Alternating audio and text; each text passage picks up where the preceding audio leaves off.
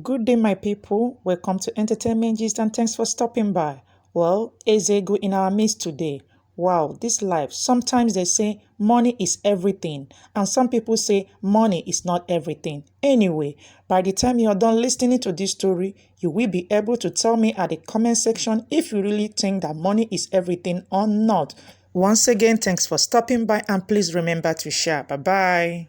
In today's video, I want to tell you the thrilling story of Eze Ego of Ihiala, the Nigerian billionaire who sold his soul for wealth. This is the story of a man of many sides, Chief Victor Nnamdi Okafor, the Eze Ego one of Ihiala, aka Udubonch, aka the young millionaire, the Igbo tycoon who died tragically at a time he was to be celebrating his birthday. He would have been one of Africa's biggest billionaires. He was fair-skinned, spoke softly, and had warm smiles dancing on his chubby cheeks, accentuated by a not too bushy mustache. He was young, but as at that time, he was very well known and duly respected in the Nigerian business society. Victor Nnamdi Okafor was a first son and a native of Uzakwa, Ihiala in Anambra State.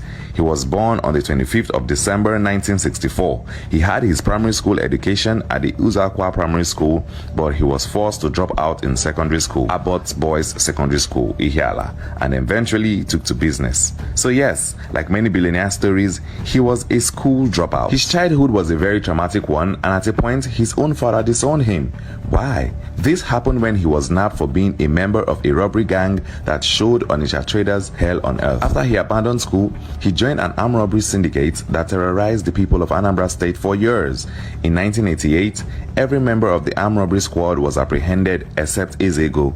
He was elusive and evaded arrest severally. In these times, Eze Ego fled to Umumeni village, where his angry father drove him out. From there, he went to Umuduru, his mother's village. However, things were not rosy for him at Umuduru, and in 1989, he decided to move to Lagos, where he joined a mentor, Wisdom Ogbonna, to pursue business opportunities. What happened years after that remains shrouded in mystery, but the next time the world would be hearing of Eze Ego, he was already a multi-millionaire, one of the creme de la creme of Lagos. In Lagos, he set up the Eze Ego shopping complex in Allen Avenue.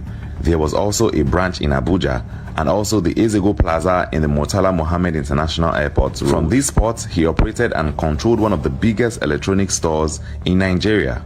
Eze Ego built houses, villas and mansions all over the country, one of which was made of glass. All his real estate as at 1999 outside of Ihiala was put at about £500 million naira. The expansive mansion that served as his country home in Ihiala was worth another 500 million naira. The marble used for the walls were imported from Italy. Eze Ego had one of the largest private cars garages in all of Africa. He loved cars and was always purchasing the latest ones stock in his garages at Ihiala and Lagos. A car freak of the first class he was. His garage alone was valued at almost 1 billion naira. He once dropped 14 million naira to acquire just two Porsche cars, a sedan Lincoln Continental Mark 8 and a Mercedes-Benz Arrow 230 convertible from Moon Trends. This was a huge amount at the time. Actually, as at the time of his death, he left behind countless state-of-the-art cars, 70 houses all over Nigeria and overseas, and over 10 billion naira in his bank account. Eze Ego was married to the fair complexion and beautiful Lorita Nkechi, a princess from Akata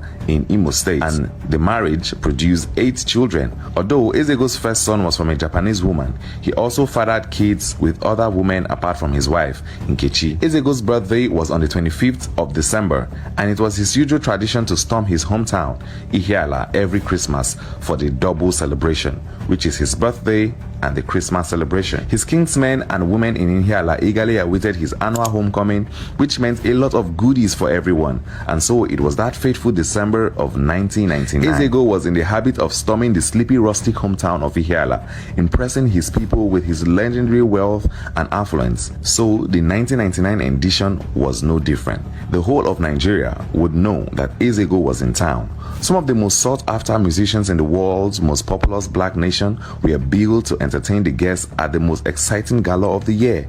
Afrobeat maestro Femi Kuti and his Positive Force band were billed to dazzle the guests and rock the community to its very foundation. To show how serious Eze Ego took the party, the money bag personally visited the African shrine to meet Femi and Nikolakwo Kuti in order to ensure that all went on smoothly. The party was scheduled to start from the 9th of Christmas to the Boxing Day 26th. So Eze Ego decided to start his trip from Lagos on the 23rd of December. But little did he know that all his efforts were in vain. He was unconsciously planning for his own funeral. But what really happened? So on the 23rd of December, Eze Ego left Lagos as planned. He took off in a most flashy style in a convoy of 6 of his finest cars. This included a Lincoln Navigator 1999 model, limousine, blue Porsche, Lexus Jeep, a Cherokee Jeep, and a latest Honda. The interesting thing about that fateful trip was that Eze Ego would normally fly to either Enugu or Port Harcourt, where he would then be driven in a convoy to Ihiala. However, on this occasion, he changed his mind.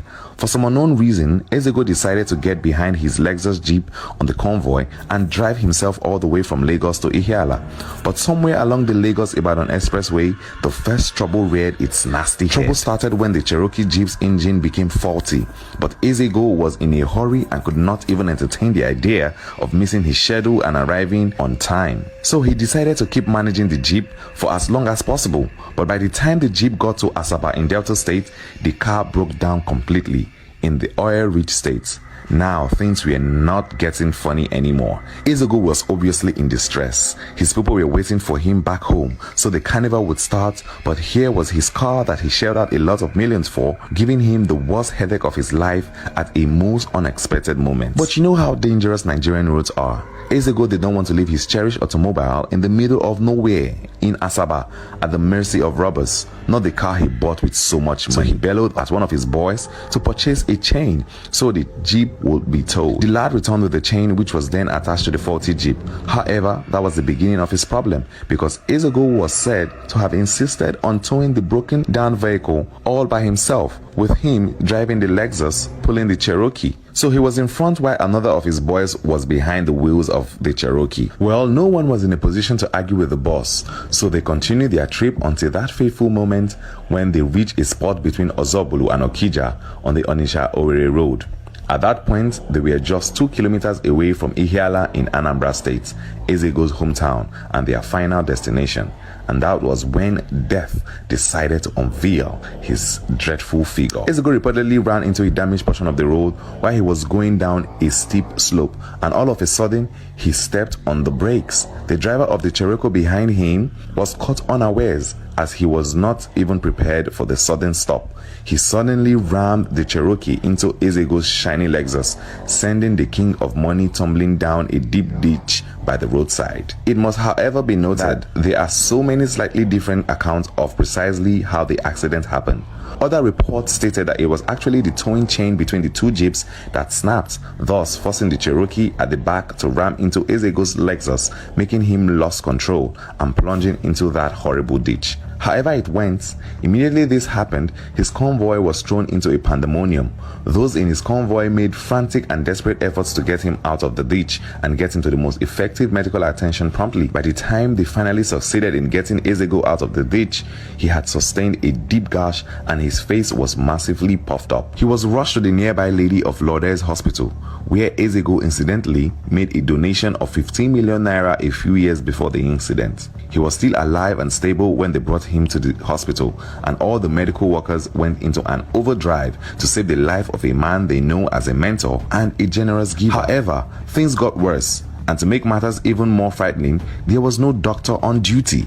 By the time a medical doctor eventually showed up, Eze Ego was already bleeding from his mouth. He was having internal bleeding and was already in shock. All attempts to stabilize him failed. At that point, his family members suggested that he be quickly moved to a better equipped hospital in Port Harcourt.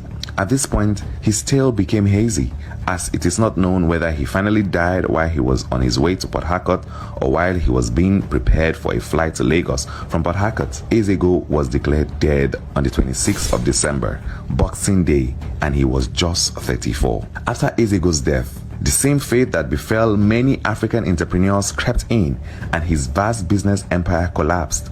In December 2013, Yes International revealed that Eze Ego's empire had collapsed, and the majestic house he built at his hometown of Ihiala was a ghostly shadow of its former self, begging for attention. His pretty and very fair complexioned wife was said to have married the family lawyer, and precisely what happened to his property and estate is still a controversy. The controversies in Eze Ego's life did not subside even after his death. His lawyer and the person that was responsible for the execution of his will, Barnabas Igwe, was murdered in cold blood with his wife, Abigail, on the 2nd of September 2002, barely 3 years after Eze Ego's demise. Eze Ego's will was thus never read, and the exact beneficiaries are not known, at least as of January 2006. The Inspector General of Police, Sunday Ehindero, was called upon to investigate all leads relating to the murder of the Igwes, including Eze Ego's widow and a former police commissioner. But like many murder cases in Nigeria, it led to nothing useful. While the former governor of Anambra State, Chinwoke Mbadinuju, was accused of having a hand in the killings, others stated that the lawyer was killed with his wife in relation to the tussle over Eze Ego's will and property. All his cars deteriorated because no one wanted to drive or buy them, and his mansion were abandoned since no one wanted to live in or buy them because many felt he had made his money through occultic means. In addition, all of his business failed under unusual circumstances. Well, that's the story of Chief Victor Nnamdi Okafor, the Eze Ego I of Ihiala.